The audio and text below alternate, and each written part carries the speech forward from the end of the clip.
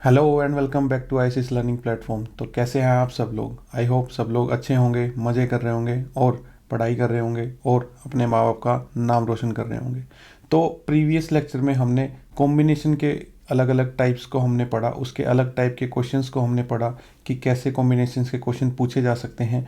आज कॉम्बिनेशन का ही यूज़ करते हुए या उसको अप्लाई करते हुए हम ज्योमेट्री की कुछ प्रॉब्लम सॉल्व करने वाले हैं। ठीक है, तो आज का हमारा टॉपिक रहेगा geometry problems based on combinations. ठीक है, तो इसमें सबसे पहला जो हम पढ़ना चाहेंगे हम, that is number of lines which can be drawn through n points if. पहली कंडीशन ये है, if n points are non collinear. ये कहता है कि भाई आपके पास मान लो एन पॉइंट्स हैं, 10 20 30 जितने भी पॉइंट्स हैं और सभी के सभी नॉन कोलिनियर हैं, तो उनके थ्रू आप कितनी नंबर ऑफ लाइंस ड्रॉ कर सकते हैं। भाई एक छोटा एग्जांपल ले लेते हैं, जैसे कि अगर मेरे पास ये 3 पॉइंट हैं तो इनके थ्रू कितनी लाइंस ड्रॉ कर सकते हैं। अगर हम देखें तो एक लाइन ये हो गई, एक लाइन ये हो गई और एक लाइन ये हो गई। अब इसके अलावा कोई भी ऐसी लाइन ड्रॉ नहीं की जा सकती जो इन पॉइंट्स के थ्रू हो। ठीक है, तो अगर मान लो ये हमारे नंबर ऑफ पॉइंट्स इंक्रीज कर जाएं, जैसे 4 पॉइंट्स अगर आ जाएं, तो हम वहाँ पे नंबर ऑफ लाइंस कितनी ड्रॉ कर पाएंगे। तो लेट्स से हमने एक लाइन ये ड्रॉ कर दी, एक ये हो गई 2, एक ये हो गई 3, this is fourth, this is fifth and this is six. ऐसे 6 लाइन सेगमेंट जो है हम ड्रॉ कर सकते हैं by joining 4 non collinear points. ठीक है, तो ये 3 या 4 जो पॉइंट्स हैं ये तो हम चलो ड्रॉ करके पता कर लेंगे कि कितनी उसमें नंबर ऑफ लाइंस हैं, लेकिन जब नंबर ऑफ पॉइंट्स इंक्रीज कर जाएंगे तब हम सबको ड्रॉ नहीं कर पाएंगे, और अगर ड्रॉ कर भी ली हमने तो हम काउंट नहीं कर पाएंगे। जैसे ये जो रेड डॉट्स हैं, लेट्स कि ये हमारे अलग अलग नॉन कोलिनियर पॉइंट्स हैं, तो हम इसको ज्वाइन करके 1 2 3 4 5 6 7 8 9 10, ठीक है, ऐसे 11, ऐसे मतलब इसको मतलब there will be so many number of lines that we can not literally manually draw every line या काउंट एवरी लाइन। ठीक है, तो इसको करने के लिए हमें एक फॉर्मूले की ज़रूरत है। वो फॉर्मूला देखते हैं क्या हो सकता है। सबसे पहले मेरे को ये बताइए कि एक लाइन को ड्रॉ करने के लिए कितने नंबर ऑफ पॉइंट्स की ज़रूरत है, मिनिमम कितने पॉइंट्स की ज़रूरत है कि ताकि एक लाइन ड्रॉ हो जाए। तो इसका आपने आंसर सोच ही लिया होगा कि अगर हमारे पास 2 पॉइंट्स हो जाएं तो हम उन दोनों पॉइंट्स के थ्रू एक लाइन ड्रॉ कर सकते हैं। यानी कि जब जब 2 पॉइंट हमारे पास होंगे तो एक लाइन होगी। जैसे हमने लास्ट क्लास में लास्ट टॉपिक हमने पढ़ा था नंबर ऑफ हैंडशेक वाला, जब जब 2 लोग मिलेंगे तो वहाँ पे एक हैंडशेक होगा। जितने 2 2 लोगों के कॉम्बिनेशन बनेंगे उतने हैंडशेक होंगे। तो यहाँ पे भी जितने 2 2 पॉइंट्स की कलेक्शन या जितने 2 2 पॉइंट्स के पेयर बनेंगे या ग्रुप बनेंगे उतने ही हमारे पास लाइन सेगमेंट बनेगी। मैं ये कहना चाहता हूँ कि जैसे हमारे पास ये बहुत सारे पॉइंट हैं, 1 2 3 4 5, ऐसे बहुत सारे नॉन कोलिनियर पॉइंट्स हैं। ठीक है, हम नंबर ऑफ लाइंस कैलकुलेट करना चाहते हैं तो जितने हम 2 2 पॉइंट के ग्रुप बना सकते हैं, जैसे एक ग्रुप ये बन गया, एक ग्रुप ये बन गया, एक ग्रुप ये बन गया, एक ग्रुप ये बन गया, तो 2 2 पॉइंट्स के जितने पेयर बना पाएंगे उतनी ही हम number of line segments draw कर पाएंगे। तो आई थिंक इसका अब आंसर पहुंच गए होंगे आप लोग भी कि अगर हमारे पास n पॉइंट्स हैं और उसमें से 2 2 को अगर सिलेक्ट करना है तो इतने तरीके से हम सिलेक्ट कर सकते हैं। टोटल n पॉइंट्स में से अगर हमें 2 सिलेक्ट करने हैं तो उसके नंबर ऑफ डिफरेंट मेथड्स कितने हैं, NC2। और जितने तरीके से हम n पॉइंटों में से 2 पॉइंट सिलेक्ट कर सकते हैं उतनी ही हमारी नंबर ऑफ लाइंस ड्रॉ होंगी। तो इस क्वेश्चन का आंसर हो जाता है NC2। ठीक है, अब सेकंड कंडीशन में थोड़ा सा चेंज आ गया है कि if out of n points m are collinear, मतलब कि हमारे पास जो टोटल n पॉइंट्स हैं, लेट्स से हमारे पास 10 पॉइंट हैं। ठीक है, लेट्स से हमारे पास जो है टोटल 10 पॉइंट्स हैं। अब 10 के 10 जो पॉइंट हैं नॉन कोलिनियर नहीं हैं, उनमें से कुछ पॉइंट कोलिनियर भी हैं। लेट्स से हमारे पास 10 में से 4 पॉइंट जो है कोलिनियर भी हैं। ठीक है, लेट्स से जैसे इस एग्जांपल में हमारे पास 1 2 3 4 5 एंड 6 पॉइंट्स हैं और उनमें से आप देख पा रहे हैं 3 पॉइंट्स जो हैं कोलिनियर हैं। तो इसी एग्जांपल को ले लेते हैं। ठीक है, तो अगर हमारे पास टोटल 6 हैं और उसमें से 3 कोलिनियर है, तो अब कितनी नंबर ऑफ लाइंस ड्रॉ कर सकते हैं हम। इसमें प्रॉब्लम यहाँ पे होने वाली है कि जब हम जो ये हमारे A पॉइंट है, B पॉइंट है और ये सी पॉइंट है, ये हमारा ए पॉइंट है, ये हमारा बी पॉइंट है और ये सी पॉइंट है, ये तीनों कोलिनियर हैं अगर, तो इसके थ्रू ये लाइन ड्रॉ होगी और इसके थ्रू ये लाइन ड्रॉ होगी। तो ये दोनों जो लाइन है अलग अलग नहीं मानी जाएंगी, बल्कि ये तो एक ही लाइन काउंट होगी। ठीक है, ए से लेके बी तक एक और बी से लेके सी तक ये सिंगल लाइन सेगमेंट काउंट होगी। इसको 2 बार या 3 बार हम काउंट नहीं कर सकते हैं। अगर ये नॉन कोलिनियर होता तब हम यहाँ से 3 लाइन ड्रॉ कर सकते हैं, लेकिन अगर 3 पॉइंट्स हमारे कोलिनियर हैं तो वहाँ से सिर्फ और सिर्फ कितनी, एक ही लाइन ड्रॉ कर सकते हैं। तो इसको कैसे सोल्व किया जाए, तो क्यों न हम ये कर लें कि जितने पॉइंट्स अवेलेबल हैं उसमें से 2-2 के पेयर बना लेते हैं। ठीक है, तो हमारा पहला पार्ट हो जाता है कि NC2। ठीक है, NC2 हमने कर लिया, लेकिन इसमें बहुत सारे पॉइंट कोलिनियर भी हैं, तो जितने पॉइंट्स कोलिनियर हैं उनको 2-2 के ग्रुप बना लेते हैं और उनको डिलीट कर देते हैं। ठीक है, तो MC2 हमने डिलीट कर दिया। हमने क्या किया कि टोटल NC2 यानी कि टोटल पॉइंट्स थे उनमें से 2-2 के ग्रुप बना लिए हमने, उतनी ही लाइन ड्रॉ हो सकती हैं। लेकिन जो कोलिनियर हैं वो तो सिर्फ एक ही लाइन ड्रॉ करेंगे। जो कोलिनियर पॉइंट्स हैं, लेट्स से हमारे पास ये 4-5 कोलिनियर पॉइंट्स हैं, इनके थ्रू सिर्फ एक ही लाइन सेगमेंट ड्रॉ होगी। तो हमने क्या किया, जितने भी कोलिनियर पॉइंट्स थे उनको 2-2 के सिलेक्शंस बना लिए और वो हमने अपने आंसर में से माइनस कर दिए। लेकिन आप एक बात यहाँ पे ध्यान दीजिएगा कि इस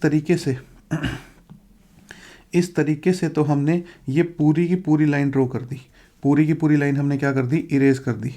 ठीक है, जब हमने MC2 माइनस किया तो उसकी वजह से सारी की सारी लाइन ड्रॉ होगी। बट एक बात बताओ दोस्तों, भाई एक बार तो एक लाइन तो पास हो ही रही है ना, ऐसा तो नहीं है कि वहाँ से एक भी लाइन नहीं क्रिएट हो रही है, एक लाइन तो बन ही रही है ना वहाँ पे, तो उस एक लाइन को अलग से ऐड कर दो। ठीक है, एक बार मैं इसको फिर से स्टार्टिंग से रिपीट कर देता हूँ। क्या है यहाँ पे कि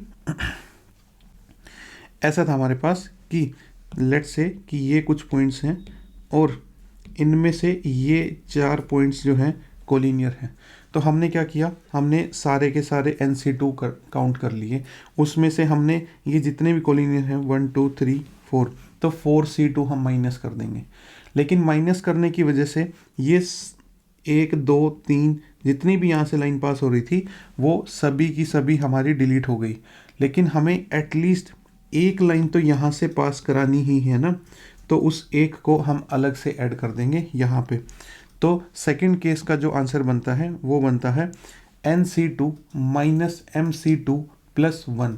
टोटल नंबर ऑफ पॉइंट्स जितने भी हैं उनको 2-2 के कॉम्बिनेशन बना लेंगे, माइनस जितने कोलिनियर पॉइंट्स हैं उनके 2-2 के कॉम्बिनेशंस कर लेंगे और प्लस 1 जरूर ऐड करेंगे, क्योंकि एक लाइन तो वहाँ से पास करती ही है। ठीक है, moving on to next thing, that is number of triangles which can be drawn through n points.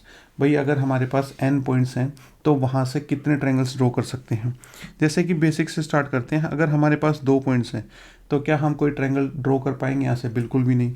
अगर हम अपने नंबर ऑफ पॉइंट्स इंक्रीज कर देते हैं, 3 पॉइंट है हमारे पास, तो हम यहाँ पे एक ट्रायंगल ड्रॉ कर पाते हैं। देखो दोस्तों, जब हैंडशेक की बारी थी तो 2 लोगों ने मिलके एक हैंडशेक किया। जब नंबर ऑफ लाइंस की बात थी तो 2 पॉइंट्स ने मिलके एक लाइन ड्रॉ की। ठीक है, अब यहाँ पे 3 पॉइंट्स ने मिलके एक ट्रायंगल बनाया है। यानी कि अगर हमारे पास n पॉइंट्स हैं जो सारे के सारे कैसे हैं, नॉन कोलिनियर हैं, तो हम उनमें से 3-3 के कॉम्बिनेशन देख लेंगे कितने बनेंगे, क्योंकि n नॉन कोलिनियर पॉइंट्स के जितने 3-3 के कॉम्बिनेशन बनेंगे उतने ही ट्रायंगल बनेंगे। ठीक है, जैसे यहाँ पे इस एग्जांपल में हमारे पास 4 पॉइंट्स हैं जो कोलिनियर हैं, तो 4C2 यानी कि 4 फैक्टोरियल अपॉन 2 फैक्टोरियल 2 फैक्टोरियल, और इसको सिंप्लीफाई करेंगे हमारे पास क्या आ जाएगा, 6 आ जाएगा आई थिंक। ठीक है, तो यहाँ पे 6 ट्रायंगल्स क्रिएट हो सकते हैं। मैं एक बार सभी के सभी 6 ट्रायंगल्स को ट्रेस करके दिखा देता हूँ। जैसे एक ट्रायंगल तो ये हो गया हमारा। ठीक है, दूसरा ट्रायंगल हमारा कौन सा हो गया, ये हमारा हो गया दूसरा ट्रायंगल, ये हमारा। ठीक है, तीसरा ट्रायंगल जो है हमारे पास ये अप साइड वाला हो गया। चौथा ट्रायंगल हमारा ये डाउन साइड वाला हो गया। ठीक है, और कौन सा हो सकता है इसमें से और हमारे पास यहाँ पे जो है ये आई थिंक हमने काउंट नहीं किया था, ठीक है, और ये आई थिंक हमने काउंट नहीं किया था।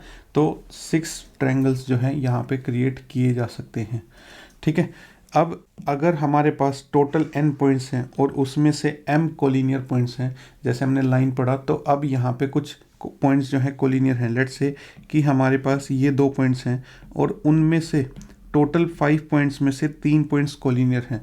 तो दोस्तों ये जो 3 पॉइंट हैं ये तो कोई ट्रायंगल फॉर्म नहीं करेंगे ना, इनके थ्रू तो कोई ट्रायंगल बनेगा ही नहीं, क्योंकि ये तीनों तो कोलिनियर हैं।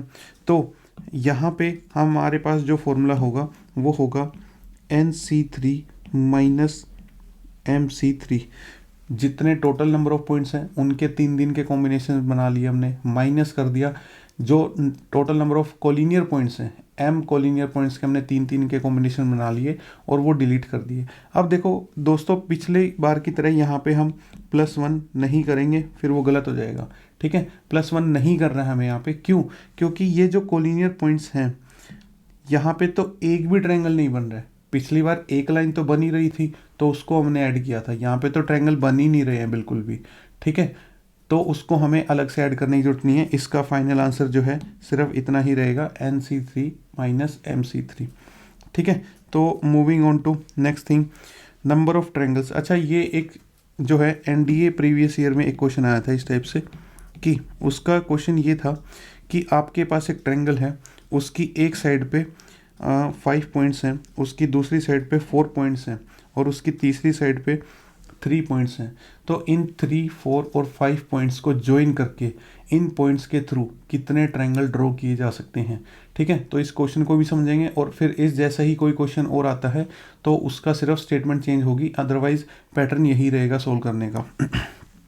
तो देखो हमारे पास जो है 1 2 3 4 5 और 4 9 और 3 12, तो 12 पॉइंट्स हैं और अगर उनसे ट्रायंगल बनाने हैं तो 12C3 कर लेंगे। लेकिन ये जो 5 पॉइंट्स हैं ये आपस में तो कोई ट्रायंगल नहीं क्रिएट करेंगे, तो इसका 5C3 हम माइनस कर देंगे।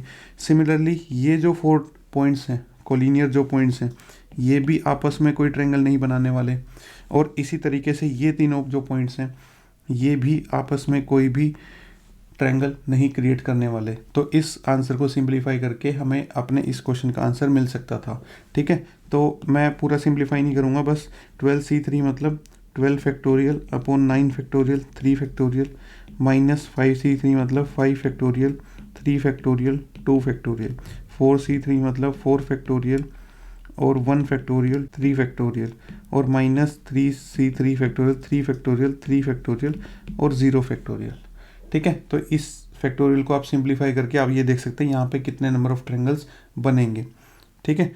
तो बढ़ते हैं फिर नेक्स्ट टॉपिक की तरफ। नेक्स्ट टॉपिक हमारा है number of diagonals in an sided polygon. अब हमें काउंट करना है कि हमारे पास पॉलीगन है। पॉलीगन मतलब क्या होता है? कोई भी क्लोज्ड फिगर, जैसे 4 साइडेड क्लोज्ड फिगर को हम क्वाड्रिलेटरल बोल सकते हैं, 3 साइडेड पॉलीगन को हम ट्रायंगल बोल सकते हैं, 5 साइडेड पॉलीगन को हम पेंटागन बोलते हैं, ठीक है। 6 साइडेड पॉलीगन को हम हेक्सागन बोल सकते हैं। तो अगर हमारे पॉलीगन में n साइड्स हैं तो उसके अंदर डायगोनल्स कितने होंगे? हम सबसे छोटे पॉलीगन से बात करते हैं, जैसे हमारे पास है ट्रायंगल, तो इसमें कितने डायगोनल्स होंगे? इसमें तो एक भी डायगोनल नहीं है। डायगोनल क्या होता है? जो अपोजिट वर्टिसेस को जो लाइन सेगमेंट ज्वाइन करती है उसको हम डायगोनल बोलते हैं। अगर हम बात करें किसी क्वाड्रिलेटरल की,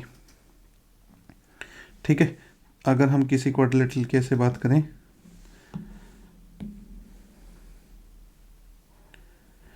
तो उसमें जो डायगोनल्स होंगे वो कितने होंगे? उसमें आई थिंक सिर्फ 2 ही डायगोनल्स बनेंगे हमसे जो अपोजिट वर्टिसेस को ज्वाइन करेंगे, ठीक है। अगर हम पेंटागन की बात करें, जैसे कि ये हमारे सामने पेंटागन ड्रॉ है इस पिक्चर में, तो इसमें नंबर ऑफ डायगोनल्स कितने होंगे? और हम यहाँ पे काउंट कर सकते हैं कि यहाँ पे हमारे पास 5 डायगोनल्स होंगे।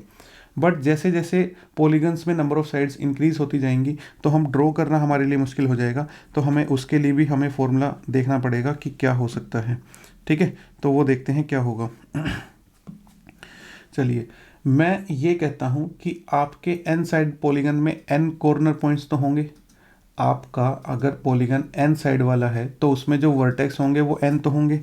अगर ये क्वाड्रिलेटरल है तो इसमें 4 साइड्स हैं और 4 ही हमारे वर्टेक्स हैं।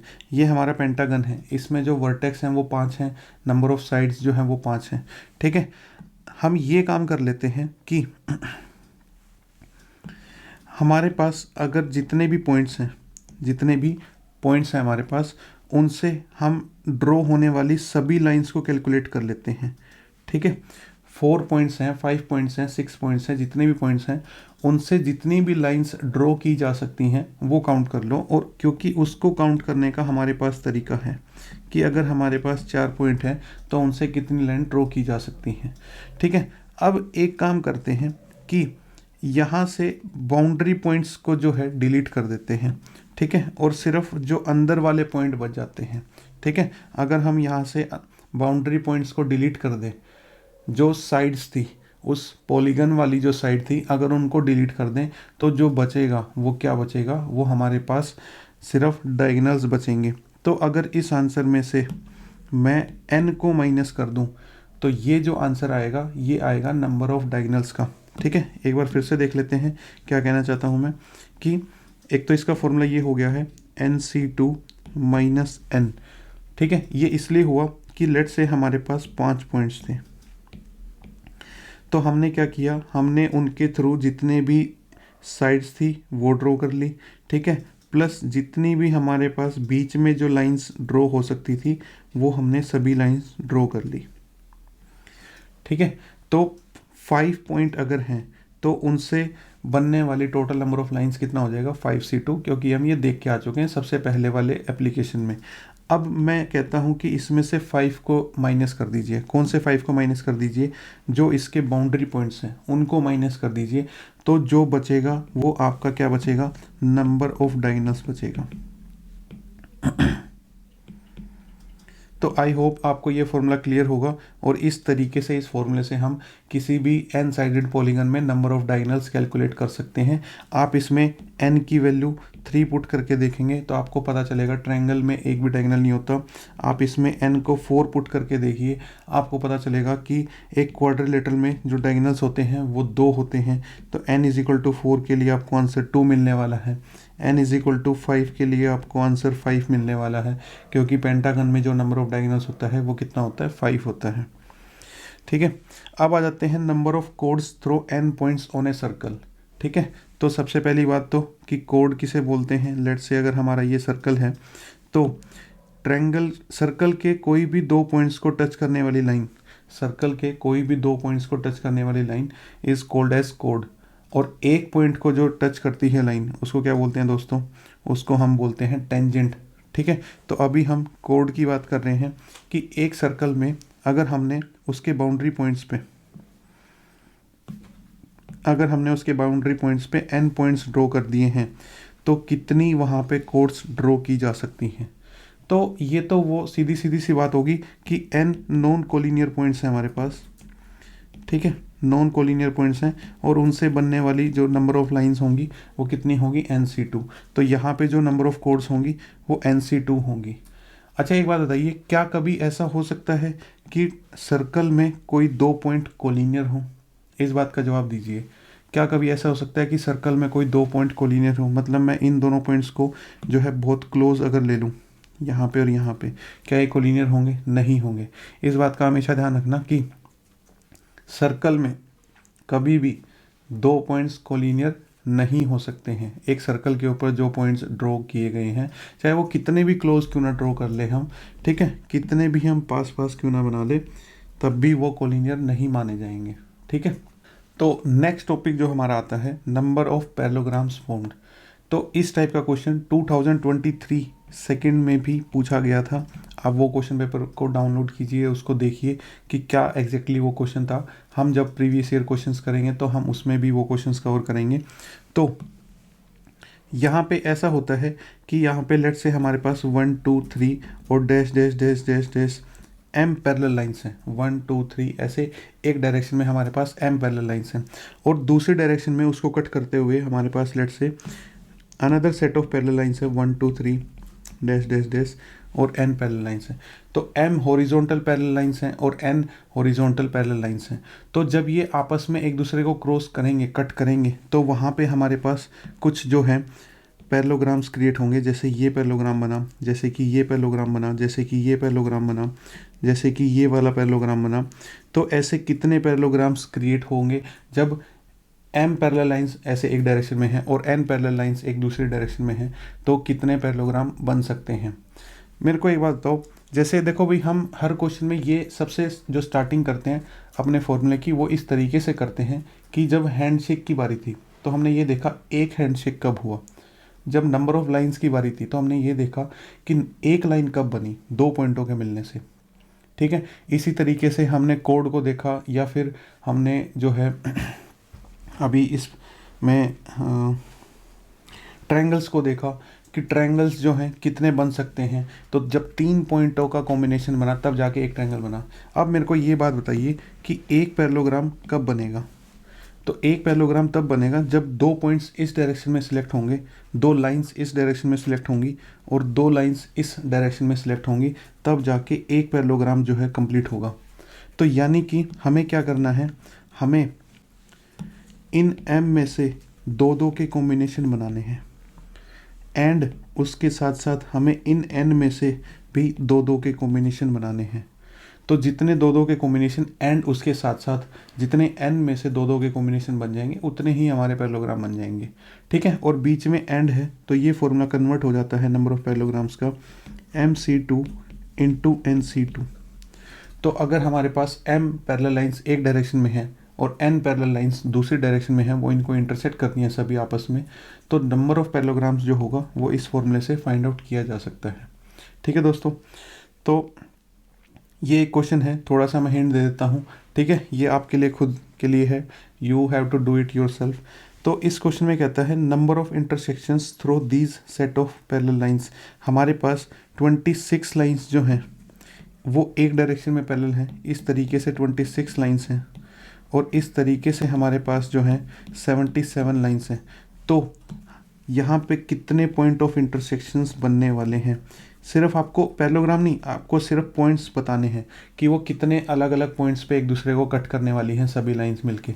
ठीक है, इसमें कोई फॉर्मूला यूज़ नहीं करने की जरूरत है आपको, सिंपल सा आप इंट्यूशन और लॉजिक फॉलो करके देख सकते हो कि इस पहले वाली ने कितने नंबर ऑफ इंटरसेक्शन दिए, दूसरे वाली ने कितने दिए, तीसरे वाली ने कितने नंबर ऑफ इंटरसेक्शन दिए, और इस तरीके से आप जो है एक आंसर सिंपल सा इसका जो है आंसर आएगा और उस पर आप कंक्लूजन पे पहुंच सकते हैं। ठीक है, फिर ये एक क्वेश्चन है, ये भी एक प्रीवियस ईयर का क्वेश्चन है, और ये क्वेश्चन कहता है there are 8 equidistant points on a circle, how many right angled triangle can be drawn using these points as vertices and taking the diameter as one side of the triangle। एक circle है, उस पे हमने 8 point जो हैं equi distance पे draw कर दिए हैं।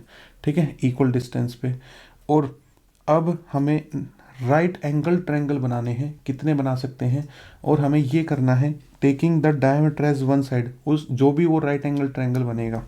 ठीक है, एक ड्रॉ करके देखते हैं, जैसे कि हमने ये कर लिया, ये हमारा सर्कल है, और यहाँ पे एक हमने साइड ले ली है ऐसे, और एक ऐसे राइट एंगल बना दिया हमने। ठीक है, तो एक साइड जो होनी चाहिए वो कौन सी होनी चाहिए, डायमीटर होनी चाहिए। दोस्तों देखो, अगर ये डायमीटर नहीं भी बताता मैं क्वेश्चन में, तो भी हम डायमीटर लेके ही ट्रायंगल बनाते। अगर हमें कौन सा ट्रायंगल बनाना है, राइट एंगल, क्योंकि आपको 10th क्लास से ये बात याद रही होगी क्या, कि अगर कोई ट्रायंगल है तो वो राइट एंगल तभी होगा जब वो ट्रायंगल कहाँ से पास कर रहा होगा, उसकी जो साइड है वो कहाँ से पास कर रही होगी, सेंटर से पास कर रही होगी। ठीक है, ये थ्योरम हमने सर्कल चैप्टर में पढ़ी थी, इस तरीके से कि every triangle drawn in a semi circle, every triangle in a semi circle is right angle triangle. हम किसी भी सेमी सर्कल में जितने भी ट्रायंगल्स ड्रॉ करेंगे वो सारे के सारे कैसे होंगे, राइट एंगल ट्रायंगल होंगे। ठीक है, तो इस चीज़ को हम पढ़ के आ चुके हैं, समझ के आ चुके हैं 10th क्लास से, तो फिर से हमने एक बार रिवाइज कर लिया। तो मैं एक डायमीटर ड्रॉ करके उसके नंबर ऑफ ट्रायंगल्स ड्रॉ कर देता हूँ, फिर आगे आप काउंट करेंगे। जैसे कि मैंने इन दोनों लाइंस को ज्वाइन कर दिया, तो ये हमारा डायमीटर हो गया। ठीक है, यहाँ पे बीच में कहीं सेंटर होगा। मैं अब यहाँ से बनने वाले जो हैं सभी राइट एंगल ट्रायंगल्स काउंट कर देता हूँ। देखो, एक ट्रायंगल तो ये बनेगा, एक ये बनेगा, और एक ये बनेगा। कितने हो गए? 3 हो गए। सिमिलरली 4, 5 और 6। अब एक डायमीटर ने हमें 6 राइट ट्रायंगल दिए हैं, ठीक है, 6 राइट ट्रायंगल हमें दिए हैं। तो यहाँ पे कितने डायमीटर ड्रॉ हो सकते हैं? यहाँ पे 8 पॉइंट्स हैं, तो यहाँ पे 4 डायमीटर ड्रॉ हो सकते हैं। और वहाँ पे जो राइट ट्रायंगल बनने वाले हैं वो कितने बनने वाले हैं? 24 राइट ट्रायंगल्स बनने वाले हैं। Moving on to next question. ये भी बड़ा इंटरेस्टिंग क्वेश्चन जो है आ सकता है या कुछ एग्जाम्स में आया भी है। ये कहता है कि how many triangles can be drawn in A hexagon such that. 3 अलग अलग टाइप के क्वेश्चंस हैं, ठीक है। और उसमें पहला क्वेश्चन ये है कि हमें एक हेक्सागन में ट्रायंगल्स ड्रॉ करने हैं। पहली कंडीशन ये है no side common with polygon, कि जो आप ट्रायंगल बनाओगे ना उसकी कोई भी साइड पॉलीगन की साइड से कॉमन नहीं होनी चाहिए। ये जो फर्स्ट फिगर आप देख रहे हैं ये मैंने इसके लिए ही ड्रॉ की है कि यहाँ पे आप ये जो ट्रायंगल देख पा रहे हो ग्रीन वाला, इसकी अगर कोई भी साइड आप देखो, ठीक है, इसकी ये वाली साइड, ये वाली साइड या फिर ये वाली साइड, तीनों साइड में से कोई भी साइड पॉलीगन की साइड के साथ कॉमन नहीं है। तो इस टाइप के ट्रायंगल्स हमें काउंट करने हैं, वो कितने हो सकते हैं। देखो एक तो ये आपके सामने बना ही हुआ है। लेट्स से एक हेक्सागन हम अलग से बना लेते हैं। ये हमने हेक्सागन बना लिया है, ठीक है। तो एक ट्रायंगल हमारे पास ये हो गया, एक ट्रायंगल हमारे पास ये हो गया जो फिगर में बना हुआ है। इसी तरीके से अगर थोड़ा सा साइड में चलेंगे तो एक ट्रायंगल हमारे पास ये हो जाएगा, ठीक है, एक ये ट्रायंगल हो जाएगा। फिर हमारे पास कौन सा होगा? फिर हम यहाँ पे आएंगे तो अगेन ये ग्रीन वाले के ऊपर ही ओवरलैप कर जाएगा। फिर हम इधर से आएंगे तो तो ये ब्लू वाले के ऊपर ओवरलैप कर जाएगा। तो आई थिंक यहाँ पे ऐसे सिर्फ 2 ही ट्रायंगल बन पाएंगे जिनकी एक भी साइड जो है कॉमन नहीं रहने वाली है, ठीक है। तो हमने ये 2 ट्रायंगल्स बना के देख लिए हैं। अब हम जो है हम करने वाले हैं सेकंड क्वेश्चन को सोल्व। सेकंड क्वेश्चन हमारा कहता है कि it has one side common with polygon. अब हमें ऐसे ट्रायंगल्स बनाने हैं जिसकी सिर्फ एक ही साइड कॉमन हो पॉलीगन के साथ। जैसे कि आप ये ग्रीन वाला जो ट्रायंगल देख रहे हैं, ठीक है, इसमें सिर्फ एक यही वाली साइड है जो पॉलीगन की और ट्रायंगल की कॉमन है। तो लेट्स से मैंने एक ट्रायंगल यहाँ पे ऐसे ड्रॉ कर दिया कि ये वाला, ठीक है। तो आप ये देख रहे हैं कि ये वाली इसकी एक साइड कॉमन है। इसी तरीके से मैं यहाँ पे एक ट्रायंगल ड्रॉ कर देता हूँ, ठीक है, तो इसकी ये एक साइड कॉमन है, ठीक है। फिर मैं यहाँ पे जो है एक दूसरी फिगर ड्रॉ कर लेते हैं।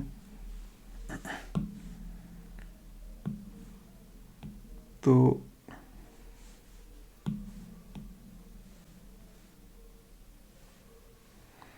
से दिस इज़ आवर हेक्सागन और यहाँ पे हम ऐसा ट्रायंगल ड्रॉ करना चाहते हैं जो कि सिर्फ एक साइड कॉमन हो। ये हमने ड्रॉ कर लिया 1, ठीक है। फिर हमने ये ड्रॉ कर लिया 2, इसमें भी एक साइड कॉमन है, ठीक है। पहले वाला भी ड्रॉ कर लेते हैं। ये हमारे पास 2 ट्रायंगल हो गए हैं। फिर हम यहाँ से एक ट्रायंगल ड्रॉ करेंगे यहाँ पे, दिस इज़ 3 एंड यहीं से इसी को बेस लेके 4। आप एक बात नोटिस कर पाएंगे क्या कि किसी भी एक साइड को लेके, किसी भी एक साइड को बेस लेके आप वहाँ से एक ट्रायंगल जैसे आपने ये ड्रॉ कर लिया और एक ट्रायंगल आपने जैसे ये ड्रॉ कर लिया। एक साइड को बेस लेते हुए आप वहाँ से सिर्फ 2 ही ऐसे ट्रायंगल ड्रॉ कर पाएंगे जिसकी सिर्फ एक ही साइड कॉमन होगी। क्योंकि देखो दोस्तों, अगर मैं इसको यहाँ से इस साइड ट्रायंगल ड्रॉ करता हूँ तो इसकी तो 2 साइड कॉमन होगी, ये वाली और ये वाली, ठीक है। तो ये तो हमें नहीं लेना। इसी तरीके से अगर मैं इसका यहाँ पे इस साइड ट्रायंगल ड्रॉ करूँगा तो उसकी भी 2 साइड कॉमन हो जाएंगी, तो उसको भी हमें काउंट नहीं करना है। तो आप हेक्सागन की एक साइड लेते हैं तो वहाँ से 2 ट्रायंगल निकलते हैं। हेक्सागन में 6 साइड्स हैं, हर साइड से 2 ट्रायंगल निकलेंगे, तो यहाँ पे जो टोटल नंबर ऑफ ट्रायंगल्स निकलने वाले हैं वो 12 निकलने वाले हैं। तो इस क्वेश्चन का आंसर 12 हो जाता है, ठीक है। अब हम देख लेते हैं कि लास्ट क्वेश्चन जो है हमारा, दैट इज़ लास्ट क्वेश्चन में हमारे पास है it has two sides common with polygon, मतलब कि अब हमें जो ट्रायंगल्स ड्रॉ करने हैं वो इस टाइप के ड्रॉ करने हैं कि हमारे पास दो साइड्स कॉमन हो पॉलीगन की और ट्रायंगल की। मैं एक ट्रायंगल ड्रॉ करता हूँ, जैसे कि हमारे पास ये एक ट्रायंगल है, ठीक है। इस ट्रायंगल की अगर आप देख रहे हैं पॉलीगन के साथ दो साइड कॉमन है, ठीक है। अब एक बात बताइए कि अगर मैं इस ट्रायंगल को उठा के यहाँ से इसको यहीं रहने देते हैं, लेट्स से अगर हम यहाँ पे एक ट्रायंगल ड्रॉ करें, ठीक है, फिर जो नेक्स्ट ट्रायंगल है वो नेक्स्ट दोनों साइड्स पे ड्रॉ करें, फिर नेक्स्ट जो ट्रायंगल है वो नेक्स्ट दोनों साइड्स पे ड्रॉ करें, फिर उसके बाद नेक्स्ट जो ट्रायंगल है वो हम नेक्स्ट दोनों साइड्स पे ड्रॉ करें, ठीक है। तो इसमें आप ये देख सकते हैं कि दो दो साइड लेके हम दो दो के पेयर बना रहे हैं, ठीक है। तो यानी कि अगर मैं इसको सबको क्लियर कर दूं तो देखो, एक ट्रायंगल तो इन दोनों साइड्स को कॉमन लेके बनेगा, एक ट्रायंगल मेरा इन दोनों साइड्स को कॉमन लेके बनेगा, एक ट्रायंगल मेरा इन दोनों साइड्स को कॉमन लेके बनेगा, एक इन दोनों साइड्स को और एक इन दोनों साइड्स को और एक इन दोनों साइड्स को कॉमन लेके बनेगा। और यहाँ पे जो मेरे पास 6 ट्रायंगल्स बन जाते हैं जो ऐसे हैं जिनकी टू साइड्स कॉमन हैं, किसके साथ, हेक्सागन के साथ, ठीक है। तो इस तरीके से हमने ये तीनों क्वेश्चंस जो है सोल्व कर लिए हैं।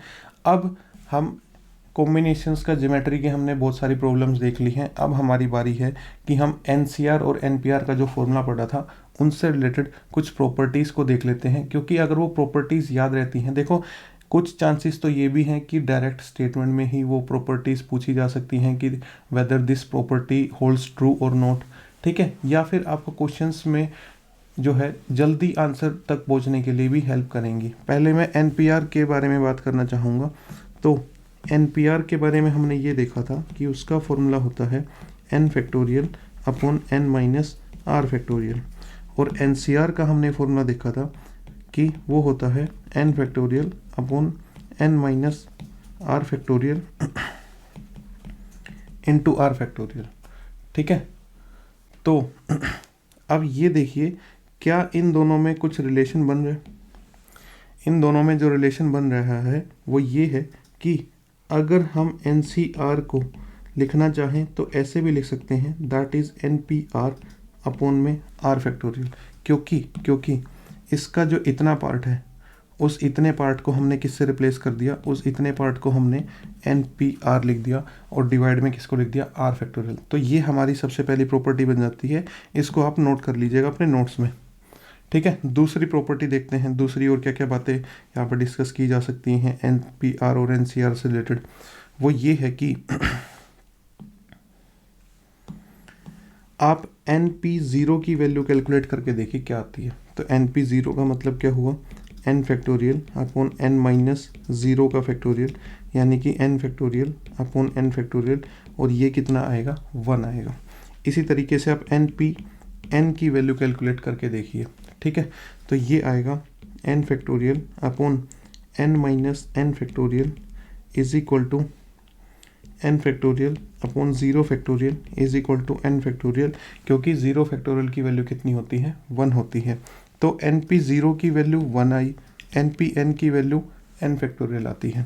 इसी तरीके से आप ये देखिए एन पी वन की वैल्यू कितनी आती है, वो आती है N factorial upon n minus 1 factorial.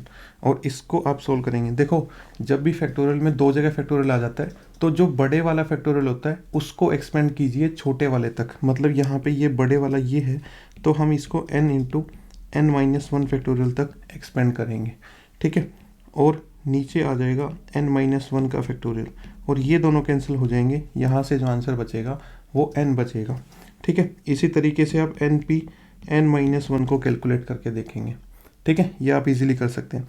N C R की अगर यही सब वैल्यू कैलकुलेट की जाए, जैसे कि एन सी ज़ीरो, तो वो कितना होगा, n factorial upon n minus zero factorial और ज़ीरो फैक्टोरियल, तो ये आएगा n factorial upon n factorial, क्योंकि ज़ीरो फैक्टोरियल तो 1 होता है, और ये हमारी 1 आ जाएगी वैल्यू। इसी तरीके से एन सी 1 को आप कैलकुलेट करके देखिए, वो 1 आना चाहिए, ठीक है, सॉरी n आना चाहिए ये जो है n आना चाहिए, एन सी n को कैलकुलेट करके देखिए, वो आपका आंसर 1 होना चाहिए। n-1 को कैलकुलेट करके देखिए, वो आपका n आना चाहिए। तो ये आप सारी चीज़ें एक बार ज़रूर कैलकुलेट करके देखिए, फिर आपको याद करने की ज़रूरत नहीं पड़ेगी, ठीक है। फिर कुछ और प्रॉपर्टीज़ नोट कर लेते हैं, जैसे कि ये एक बहुत इंपॉर्टेंट प्रॉपर्टी है, और ये प्रॉपर्टी जो है डायरेक्टली भी क्वेश्चन में पूछी जा सकती है। ये प्रॉपर्टी कौन सी है? N P r is equal to n into n minus one और पी आर माइनस वन, ठीक है। देखो, अगर आपको पेपर में ये प्रॉपर्टी सामने मिल जाती है कि whether this property is true और नॉट, तो आपको डरने की ज़रूरत नहीं है कि मेरे को तो याद नहीं है, n-1 था या n+1 था। आप क्या कर सकते हैं, अपनी चॉइस की कोई भी n की वैल्यू और r की वैल्यू ले सकते हैं। n की वैल्यू r से बड़ी ही लेना, ठीक है। तो लेट से हमने 5 ले लिया और इसको 3 ले लिया। दोनों साइड को सोल्व कीजिए, सिंप्लीफाई कीजिए, दोनों साइड इक्वल आ जाती हैं तो वो प्रॉपर्टी वेरीफाई हो जाती है। आप ऑन स्पॉट उसको वेरीफाई कर सकते हो, ठीक है। तो ये चीज़ है। इसी तरीके से NCR की इसी तरीके की एक प्रॉपर्टी है, NCR is equal to n upon r और इंटू n-1 CR-1, ठीक है। देखो, एक हमारे सीनियर टीचर होते थे, वो इस प्रॉपर्टी को कैसे याद करवाते थे कि जैसे भाई NPR ने इसको मुक्का मारा तो इसका एक दांत टूट गया, ठीक है, और यहाँ से भी और यहाँ से भी एक एक दांत टूट के सिर्फ ऊपर वाला एक दांत यहाँ पे आके गिर गया, और यहाँ पे एक दांत यहाँ पे आके गिरा और एक दांत यहाँ पे आके गिरा, और उनमें से एक एक कम हो गए उसके। तो इस तरीके से वो याद कराते थे हमें, और हमें याद भी हो जाती थी। फिर भी अगर आपको ये प्रॉपर्टी ऐसे नहीं भी याद होती हैं, तो आप पेपर में LHS को और RHS को इक्वल करके देखिए, अपनी कोई भी n की और r की वैल्यू लेके, लेट से आपने 5 और 3 ले लिया या 4 और 2 कुछ भी ले लिया आपने, और उसको देखिए वेरीफाई कर सकते हैं क्या, ठीक है। और प्रॉपर्टी बता देते हैं, जैसे कि एक NCR की प्रॉपर्टी ये है कि NCR upon NCR-1 is equal to n-r+1 upon r, ठीक है। तो एक प्रॉपर्टी क्या है, NCR upon NCR-1 is equal to n-r+1 upon r।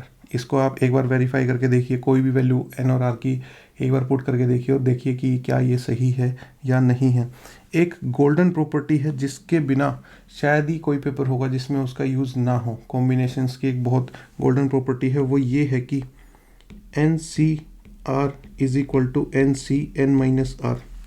आपने ये बात ऑब्जर्व की होगी पक्का कभी ना कभी, 8C0 की वैल्यू 8C8 के इक्वल होती है, 8C3 की वैल्यू 8C5 के इक्वल होती है, 10C6 की वैल्यू 10C4 के इक्वल होती है। ये वैल्यू इक्वल होती हैं, तो इसलिए ये प्रॉपर्टी बनती है क्या, NCR की वैल्यू सबसे पहले वाले कॉम्बिनेशन की वैल्यू सबसे आखिरी वाले के कॉम्बिनेशन की इक्वल होगी। जैसे कि सबसे पहले वाला 8C0 है और सबसे लास्ट वाला 8C8 है, ये दोनों आपस में इक्वल होंगे। दूसरे वाला 8C1 और सेकंड लास्ट वाला 8C7, ये आपस में इक्वल होता है, ठीक है। इन सब चीज़ों को हम पिछले बाइनोमियल वाले चैप्टर में भी डिस्कस कर चुके हैं, ठीक है। चलिए फिर, और जो है यहाँ पे प्रॉपर्टीज़ ऑफ NCR और NPR में और क्या प्रॉपर्टी हो सकती है। हाँ, ये प्रॉपर्टी लिख लीजिए आपकी, NCX is equal to NCY। ऐसा सिर्फ एक ही कंडीशन में पॉसिबल है, जब x और y का सम जो है n के इक्वल हो। जैसे कि मैं ये कहना चाहता हूँ एग्जाम्पल कि 100C40 is equal to 100C, यहाँ पे क्या आना चाहिए, यहाँ पे ऐसे दो नंबर्स होने चाहिए जिनका सम क्या बनता हो, 100 बनता हो, ठीक है। तो यहाँ पे हमारे पास 60 आना चाहिए। मतलब कि मैं ये कह सकता हूँ 70C30 is equal to 70C40 होगा, क्योंकि नीचे वाले दोनों का सम ऊपर वाले के इक्वल होना चाहिए। तो आप ये बताइए कि 25C10 is equal to 25C, यहाँ पे इस बॉक्स में क्या वैल्यू फिल होनी चाहिए इस प्रॉपर्टी के हिसाब से, ठीक है। तो आपको ये प्रॉपर्टीज़ याद करनी है, जितनी याद करोगे उतना जल्दी आपका क्वेश्चन सोल्व होगा, न्यूमेरिकल सोल्व होगा, अदरवाइज आप इसी में ही टाइम वेस्ट कर देंगे, ठीक है। तो टिल देन आप इन प्रॉपर्टीज़ की प्रैक्टिस कीजिए, अलग अलग वैल्यूज़ पुट करके देखिए, एंड हम लास्ट एक लेक्चर में परमुटेशन कॉम्बिनेशन का एक और लेक्चर होगा, तो उसमें हम जो है कुछ मिसलेनियस टॉपिक्स हम देखेंगे कि कहाँ से किस टाइप अलग अलग टाइप के क्वेश्चंस पूछे गए हैं एनडीए में प्रीवियस ईयर में। तो till then you keep learning and keep practising. Thank you.